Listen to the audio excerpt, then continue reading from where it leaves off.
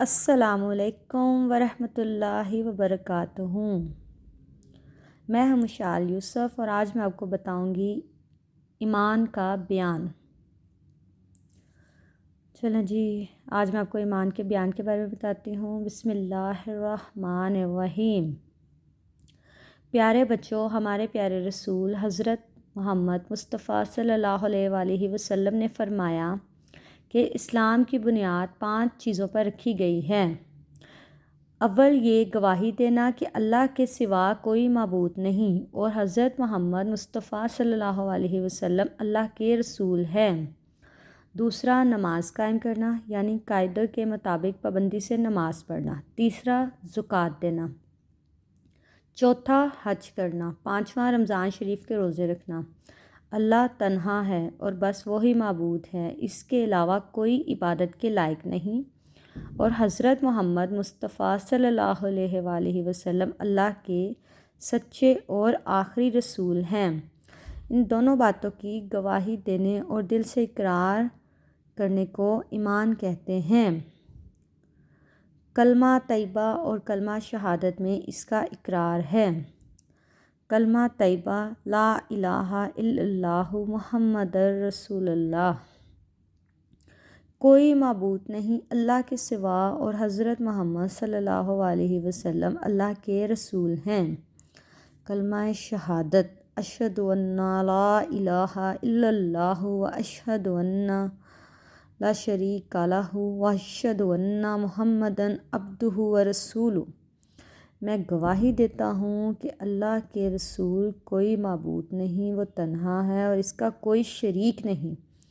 میں گواہی دیتا ہوں کہ حضرت محمد صلی اللہ علیہ وسلم اللہ کے بندے اور رسول ہیں۔ حضرت محمد نے جو کچھ بھی بتایا اور فرمایا سب حق ہے، اس کا ماننا لازم اور فرض ہے۔ آپ صلی اللہ علیہ وسلم نے جو غائب کی باتیں بتائی ہیں، جیسے قیامت کا آنا، مرنے کے بعد زندہ ہونا، حساب کتاب ہو کر جنت یا دوزخ میں جانا، قبر میں عذاب یا ثواب ہونا، آسمانوں پر آپ صلی اللہ علیہ وسلم کا معراج پر جانا وغیرہ وغیرہ سب حق ہے۔ اللہ کی کتابوں اور اس کے فرشتوں اور تمام پیغمبروں پر ایمان لانا بھی فرض ہے۔ اس کو ایمان مجالم اور ایمان مفصل بھی بتایا گیا ہے۔ ایمان مجالم یہ ہے،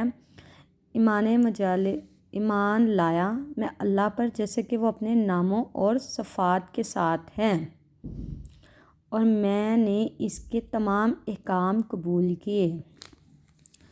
ایمان مفصل یہ ہے، ایمان لایا میں اللہ پر اور اس کے فرشتوں پر اور اس کی کتابوں پر اور اس کے رسولوں پر اور قیامت کے دن پر، اور اس پر کہ اچھی اور بری تقدیر اللہ کی طرف سے ہے، اور موت کے بعد اٹھائے جانے پر بھی ایمان لایا۔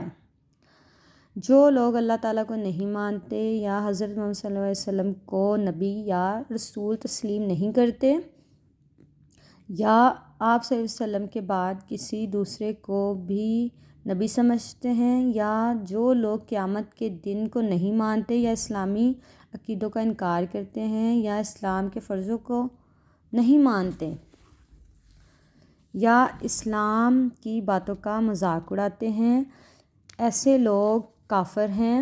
اور جو لوگ اللہ کے علاوہ کسی اور کی عبادت کرتے ہیں، جیسے ہندو لوگ بتوں کو پوجتے ہیں، یا جو لوگ اللہ کے لیے اولاد مانتے ہیں، جیسے عیسائی حضرت عیسیٰ علیہ السلام کو اللہ کا بیٹا بناتے ہیں، ایسے لوگ مشرک ہیں۔ جو لوگ دل سے مسلمان نہیں، صرف ظاہری طور پر کہہ دیتے ہیں کہ ہم مسلمان ہیں، ایسے لوگوں کو منافق کہتے ہیں۔ کافر، مشرک، منافقت کی کبھی بخشش نہیں ہوگی اور یہ لوگ ہمیشہ دوزخ میں رہیں گے۔ اللہ تعالیٰ ہم سب کو پناہ دے، آمین۔